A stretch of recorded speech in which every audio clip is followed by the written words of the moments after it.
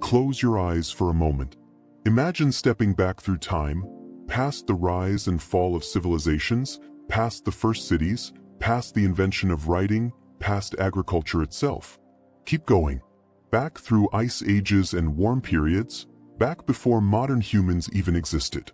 Stop here. 1.7 million years ago. East Africa. This is where our story begins. The sun rises over a landscape that would seem both alien and hauntingly familiar. The air is thick with moisture, carrying scents you've never experienced but somehow recognize deep in your bones. This is the cradle of humanity, but it's nothing like the Africa you might know today. The forests that once dominated this region are retreating, slowly surrendering to something new, endless grasslands stretching toward horizons that seem impossibly far away. Acacia trees dot the savanna like scattered umbrellas, their thorny branches offering precious shade in a world that's growing hotter, drier, more demanding with each passing generation. This is a world of giants. Elephants with tusks that scrape the ground. Hippos that dwarf their modern descendants. Saber-toothed cats prowling through tall grasses, their massive canines glinting in the morning light. And somewhere in this dangerous paradise, moving carefully through the shadows, or rather, our ancestors. Not quite human, but no longer apes. Something in between. Something remarkable. Meet Homo erectus. The upright human. The one who walked tall. If you could see them approaching through the grass, your first thought might be recognition. They walk like you do. Upright, confident, with a purposeful stride that earlier human ancestors never quite mastered.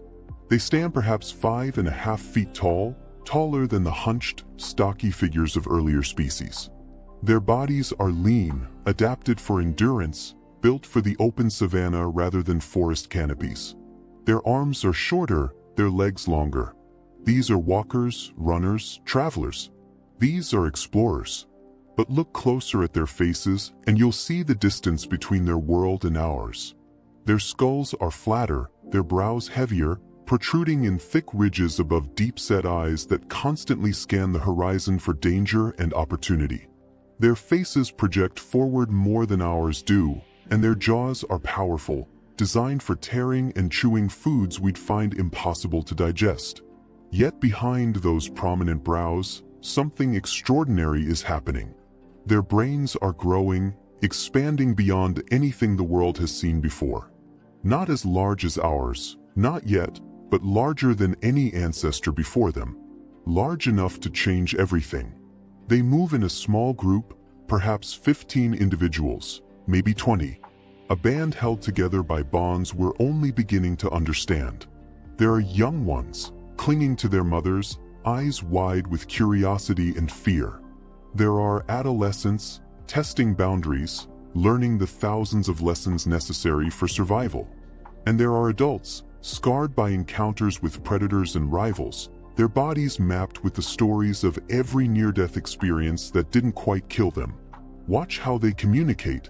They grunt, they gesture, they touch. Their vocalizations are more sophisticated than any apes, but they're not talking as you would recognize it. Not yet. Language as we know it is still hundreds of thousands of years away. But don't mistake their silence for simplicity. They're reading each other constantly, watching body language, interpreting subtle signals, coordinating their movements with a precision that keeps them alive in a world that wants them dead. Because make no mistake, this world is trying to kill them every single day. The morning hunt has been unsuccessful. The herd of antelope they'd been tracking scattered at the approach of a pride of lions, and the group wisely retreated rather than risk a confrontation.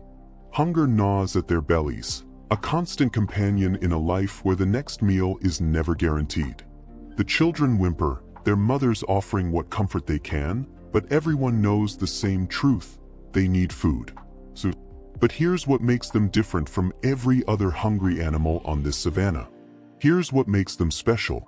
Watch what happens next. One of the adults, an older male with a deeply scarred shoulder, picks up a stone. Not just any stone. He's selective, testing its weight, examining its shape. He finds another stone, this one larger and flatter. Then, with movements practiced over years, he strikes them together. The sharp crack echoes across the grassland. Once, twice, 3 times. Fragments of stone fly with each impact, and then, there it is. A flake of rock with edges sharper than any animal's claw. A tool. A weapon. An extension of human ingenuity. This is the Oldowan tradition, a stone tool technology that Homo erectus inherited from their ancestors and refined. These simple flakes and choppers might not look like much, but they represent a revolution. With these tools, they can access foods that would otherwise be impossible to eat. They can butcher animals more efficiently than any predator. They can defend themselves. They can reshape their environment to suit their needs. But the real revolution, the one that separates this moment from everything that came before, is still waiting nearby. Carefully maintained, protected, almost worshipped. Fire.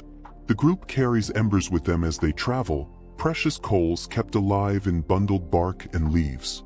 No one remembers exactly when their ancestors first learned to tame fire, whether it was stolen from a lightning strike or a volcanic eruption, whether it was discovered or observed or stumbled upon through accident. That knowledge is lost to time. But they know how to keep it alive, how to feed it, how to use it. And that makes all the difference. As evening approaches, they gather around the flames. The fire serves multiple purposes, each one essential to survival. It keeps the predators at bay. The cats and hyenas that rule the night give the flames a wide berth. It provides warmth when temperatures plummet after sunset. It creates light in the darkness, extending their usable hours beyond what any other primate can achieve. But most importantly, most revolutionarily, it transforms food. Watch as they place chunks of scavenged meat onto heated stones at the fire's edge. The flesh sizzles, changes color, releases aromas that make their mouths water. Cooking breaks down tough fibers, makes proteins more digestible, kills parasites that could sicken or kill them. It's a form of external digestion, allowing them to extract more calories from less food, giving their growing brains the energy they desperately need. But it does something else too, something that will become crucial to our story. It makes certain foods edible that would otherwise be toxic. Cooking can neutralize some poisons, break down some harmful compounds, make some dangerous plants safe to eat. This knowledge has opened up new food sources, expanded their diet, given them options their ancestors never had. Yet fire is not a magic solution to every danger. Some toxins survive heat. Some are made worse by it. And in a world where every new food source must be tested, where experimentation is not optional but essential for survival, mistakes are inevitable. The group doesn't know it yet, but they're living on the edge of a discovery that will cost them dearly. Somewhere nearby, growing in the soil enriched by recent rains, are plants they've never encountered before. Roots that look promising, leaves that seem edible, mushrooms pushing up through elephant dung, their caps glistening with moisture. And hunger, that relentless companion, is about to make them brave. Or perhaps reckless. In this world, the line between the two is razor thin. As stars begin to emerge in the darkening sky, stars whose patterns they recognize and follow, the group settles in for the night. The fire crackles. Children nestle close to their mothers. Sentries take positions, watching the darkness beyond the flames for the gleaming eyes of predators. Tomorrow they will search for food again. Tomorrow they will explore new areas, test new plants, take new risks. Tomorrow, everything will change. Because tomorrow, for the first time in human history, someone in this group will learn a terrible lesson. They will discover that not all dangers announce themselves with roars and fangs. Some dangers are silent, invisible, deadly in ways that teeth and claws could never be. Tomorrow, humanity will be poisoned for the very first time. And the knowledge gained from that tragedy will echo through every generation that follows, shaping human evolution in ways both profound and permanent. The lesson will be paid for in suffering, bought with lives, but it will teach us something essential about survival in a world that holds both nourishment and death in equal measure. But tonight, They sleep peacefully, unaware of what's coming. Tonight, the fire burns bright, the stars wheel overhead, and somewhere in the darkness, a new food source waits to be discovered. The story of humanity's first poisoning is about to begin. The morning arrives differently than others. There's a tension in the air, though no one could explain why. Perhaps it's the way the wind has shifted, carrying unfamiliar scents from the north. Perhaps it's the unusual silence of the birds. Or perhaps it's simply that hunger has grown from discomfort to desperation, and desperation makes every creature dangerous, even to themselves. 3 days. That's how long it's been since the group had a substantial meal. 3 days of roots that barely fill the stomach, insects that provide little more than a tease of protein, and one scavenged carcass so rotted that even cooking couldn't mask the decay. The children have stopped complaining. That's never a good sign. When children go quiet from hunger, when their eyes take on that distant, glassy look, the adults know they're running out of time. The group moves through terrain they've visited before, but not recently. Seasonal rains have transformed the landscape, bringing life where there was once only dust. New plants have sprouted, their leaves bright green and glistening with moisture. Mushrooms cluster around the bases of trees and push up through animal dung, their caps ranging from pure white to deep brown. Tuberous roots bulge beneath disturbed soil, revealed where warthogs have been digging. It's a feast, if only they knew what was safe to eat. Here's something you need to understand about being Homo erectus in this moment. You have no field guide. No elder with comprehensive knowledge passed down through written records. No ability to look something up or cross-reference it with known examples. Everything you know about food, you know because someone tried it and survived. Or because someone tried it and didn't survive, and others watched and remembered. Every edible plant in your diet was identified through trial and error. And sometimes the error is fatal. One of the younger adults, a female with a distinctive scar across her cheek, notices something. She's always been curious, always the first to investigate, which is either her greatest strength or her most dangerous flaw. Today it might be both. She's found a cluster of roots, freshly exposed by the rains. They're thick, pale, almost like the cassava roots that won't be cultivated for another 1.7 million years, but which grow wild in various forms throughout prehistoric Africa. She digs with her hands and a stone tool, pulling up several of the tubers. They smell earthy, neutral. She breaks one open, examining the white flesh inside. Looks promising. It looks like food. She calls to the others with a series of vocalizations, gesturing at her discovery. Within moments, the group surrounds her, hungry eyes fixed on the roots. But there's hesitation. There's always hesitation with unfamiliar food. An older female approaches, the matriarch of the group. She's survived longer than most, which means she's learned caution. She takes one of the smaller roots, sniffs it, touches it to her lips. Nothing happens immediately. She takes a tiny bite, chews slowly, her face concentrated in evaluation. The taste is slightly bitter, but not unbearably so. Many safe foods are bitter. Bitterness alone isn't a reliable warning. Here's the tragedy unfolding in real time.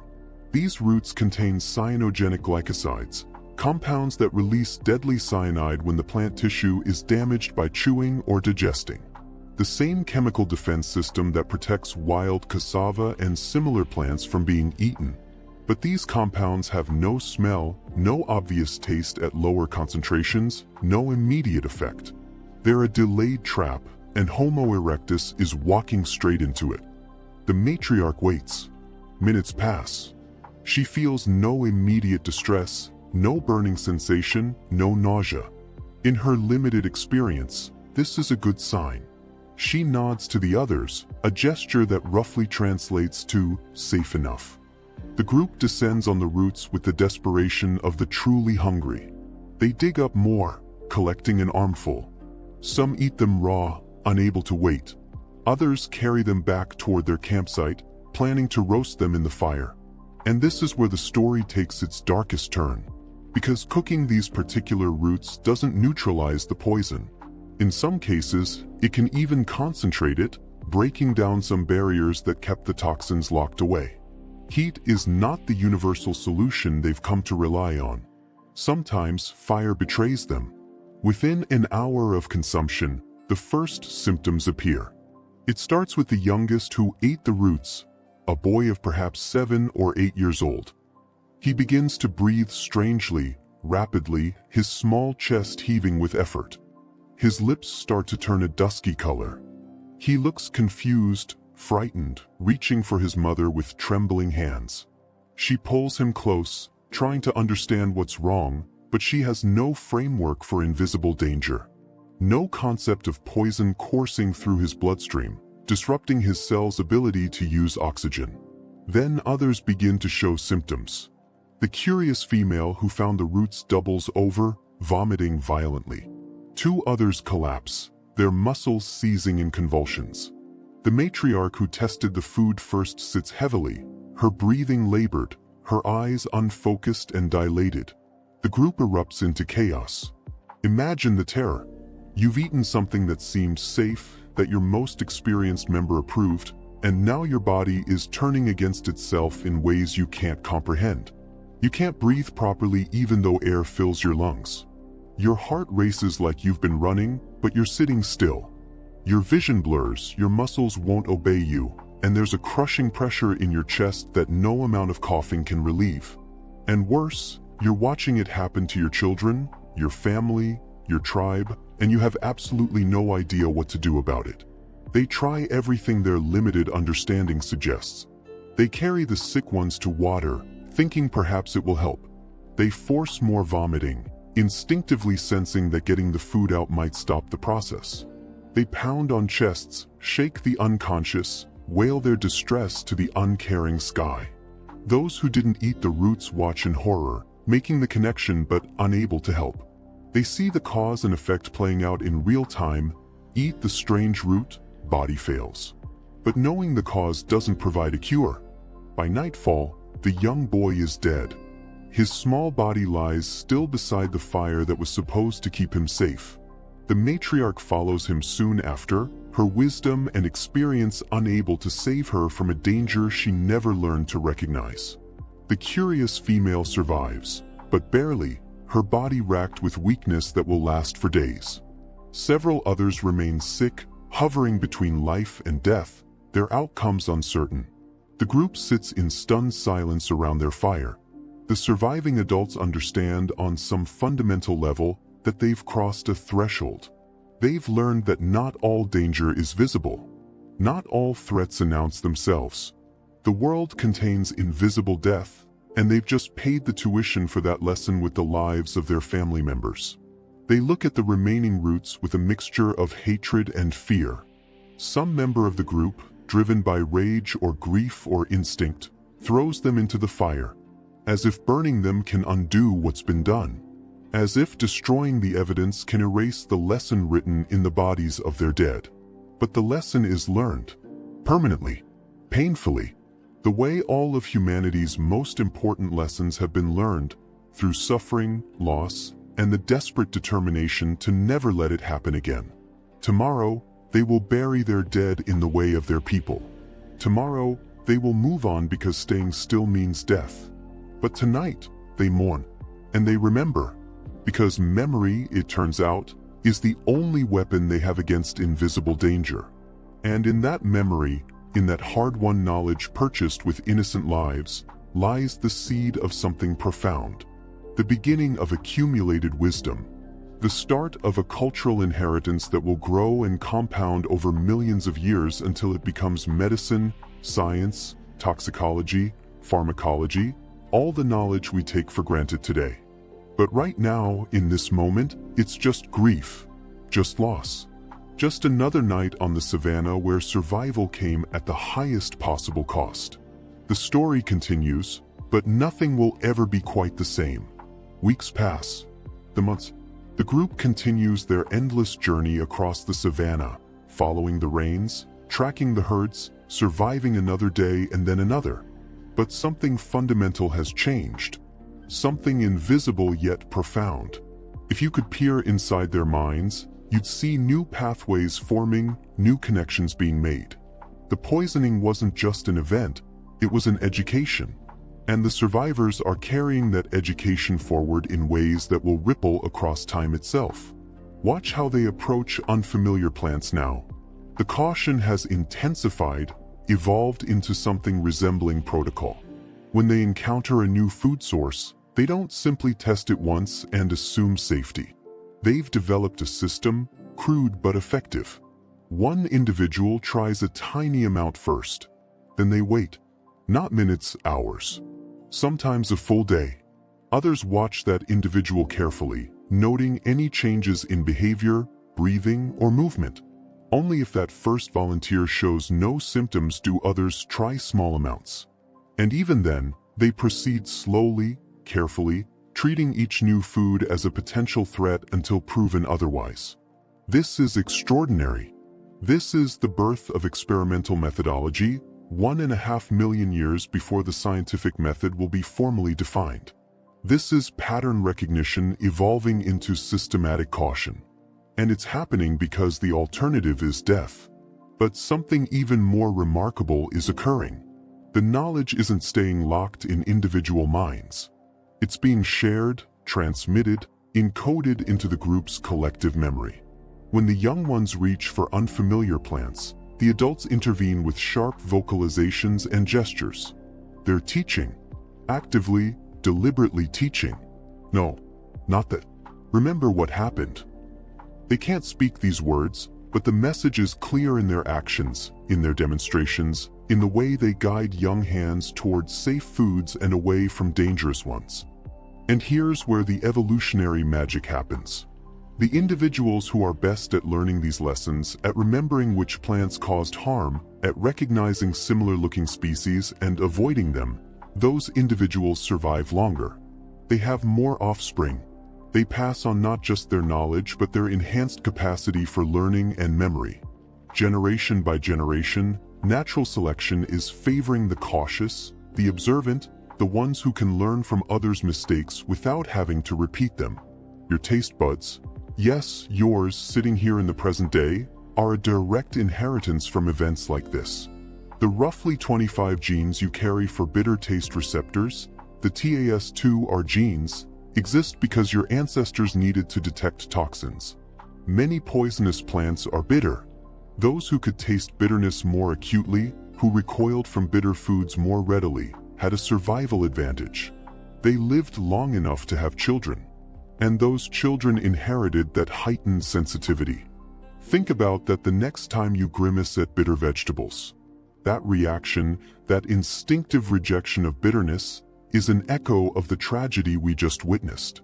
It's your ancestors speaking to you across 1.7 million years, saying, "Be careful, this might be dangerous."